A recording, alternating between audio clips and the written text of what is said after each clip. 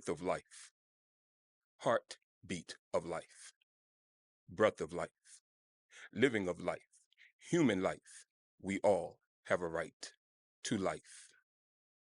He stands before you, a black man, expected to live up to the extremities of the civil rights leaders in their movement for the Voting Rights Act of 1965 and Civil Rights Act of 1968, including the post-Civil War constitutional amendments, proving that within a race there are men of steel.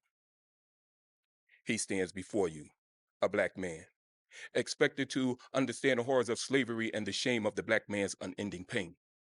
His history, its families, sold like cattle, mind, will, spirit, and self-worth, reduced to shackles and chains that were meant to disempower one's freedom of free will.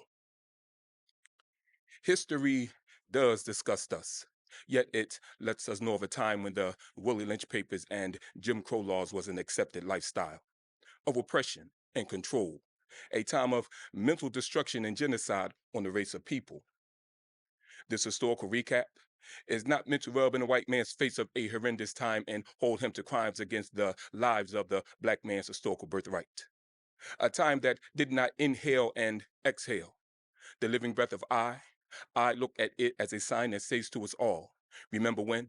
This time could abruptly rise again, and it may not be in the color of black or white skin. Famine and poverty based on your nation, not your ethnicity, your nation. Fear tenses the spine, but not those that march and stand in the protest line under the profound signs of no justice, no peace. He stands before you, a black man, not made of steel, but made of substance, proving that he can withstand any inflicted and consistent racist pain till death parts his body and soul. The branding iron, meant to contain the fight in him, stripped, topless, and bottomless for all to see, the manifest destiny that would come to be. Human torture, castration, public and family humiliation, annihilation, a detest of his life, the horsetail whip that ripped open skin that heals and conceals the truth about the black man's still life force will.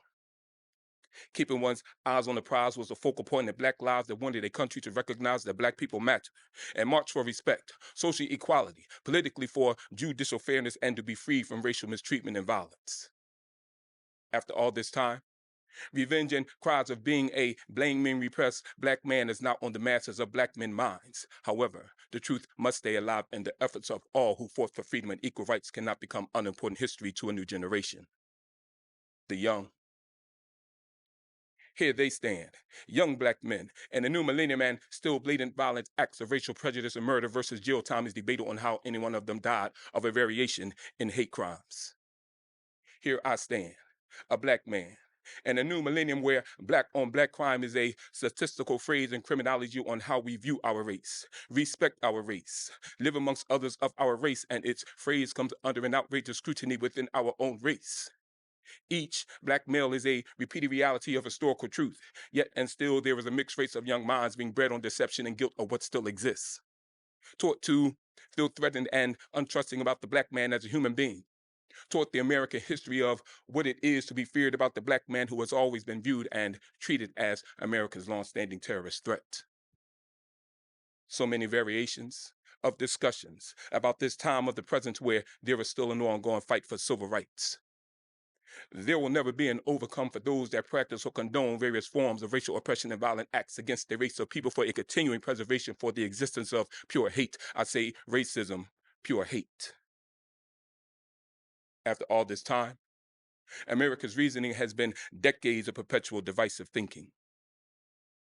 The black man, assumed angry at the world, hard and stern, his bound by steel armor is now birth-grown.